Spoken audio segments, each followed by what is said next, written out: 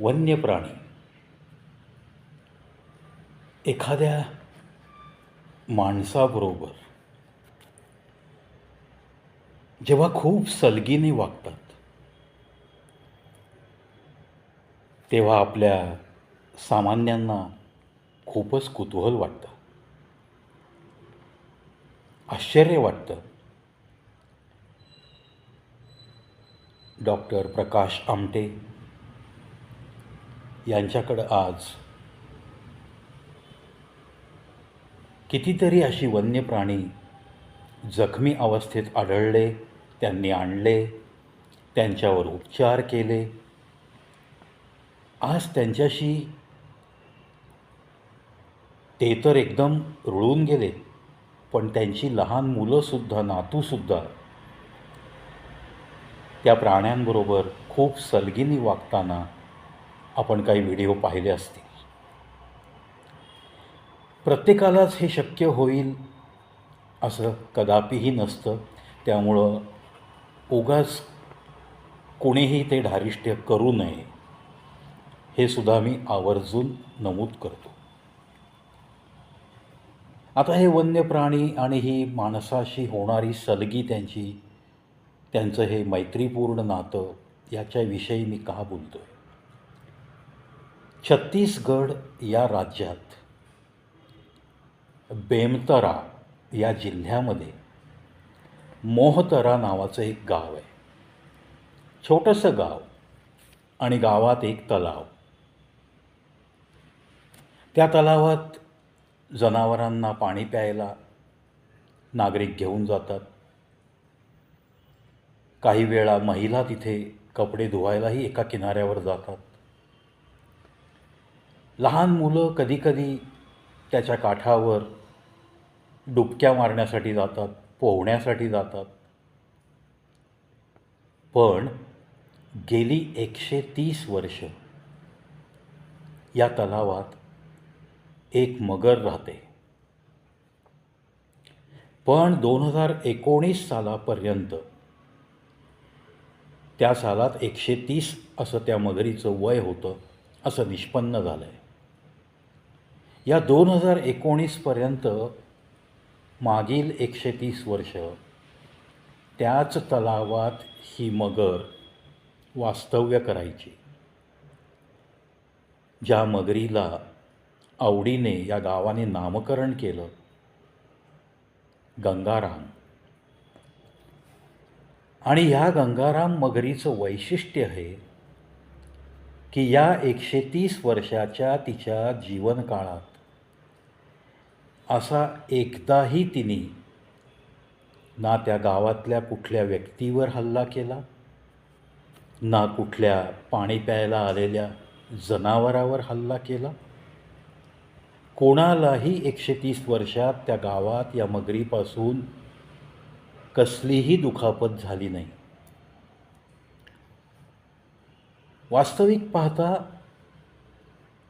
वन्यजीव आणि माणूस यांच्यामध्ये अशा पद्धतीने मैत्री होणं, यांच्यामध्ये अशा पद्धतीने एक टोकाचं नातं निर्माण होणं आणि ते 130 वर्ष टिकून राहणं, हीच गोष्ट मोठी आश्चर्याची वाटली. हे तर त्यांच्या नात्याबद्दल मी सांगतोय आपल्याला.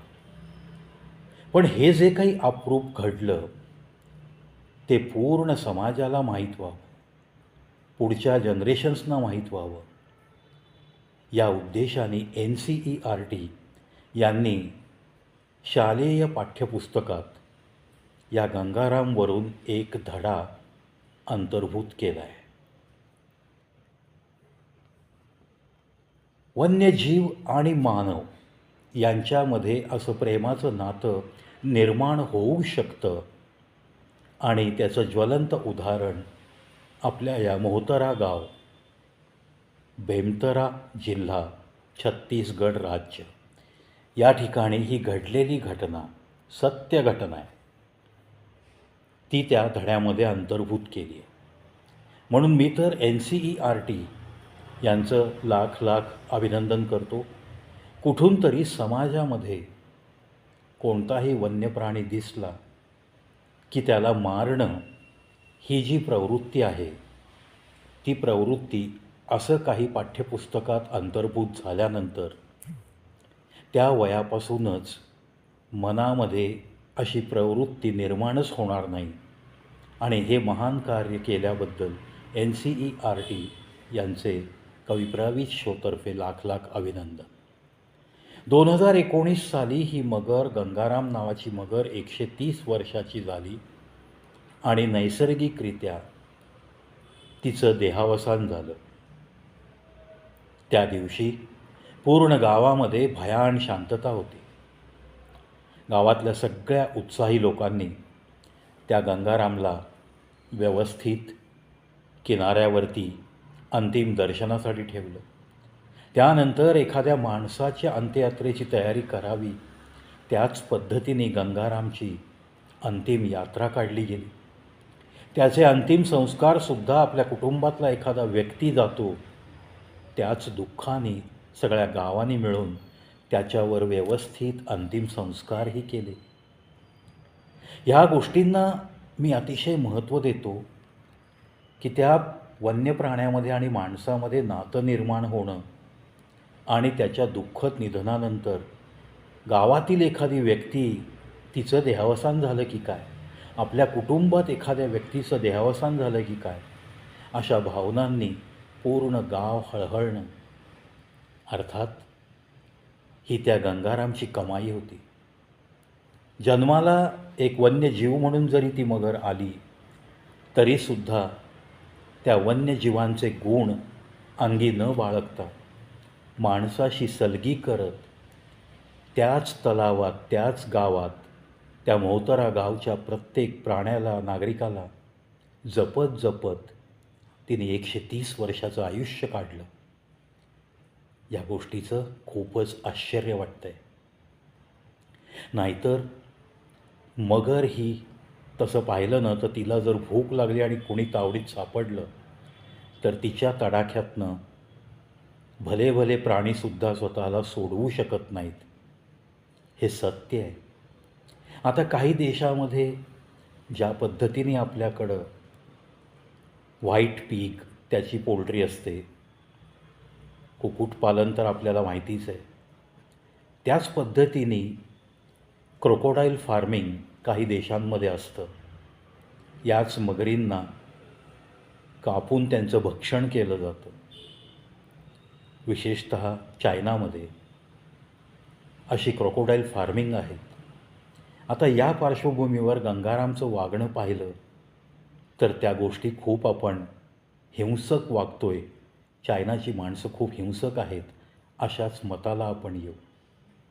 पण चीन या देशात न जाणो कोणता प्राणी आता खायचा राहिला आहे, हाच मोठा प्रश्न आहे. या गंगारामला जे काही अंतिम संस्कार केले, गाव हळहळलं. अक्षरशः त्याच्या देहावसानाच्या त्या दिवशी, त्याच्या अंतिम संस्काराच्या दिवशी असं बोललं जातं की त्या मोहतरा गावामध्ये कोणत्याही घरात चूल पेटली नाही. किती प्रेम असावं हो त्या मगरीबद्दल. त्या गावातल्या प्रत्येक व्यक्तीच्या मनामध्ये किती मोठी आस्था असेल, किती टोकाची आस्था म्हणायची. त्यामुळे त्या गावातल्या प्रत्येक नागरिकाला कविप्रवीत शो यूट्यूब चॅनलचा कडक सॅल्यूट. एक अजबचं नातं वन्यजीव आणि मानवामध्ये निर्माण झालेलं. म्हणूनच ही घटना जोपर्यंत पृथ्वीवर माणूस आहे तोपर्यंत ही घटना नक्की माणसांच्या लक्षात राहील. याच अपेक्षेसह या व्हिडिओ इथंच थांबतो.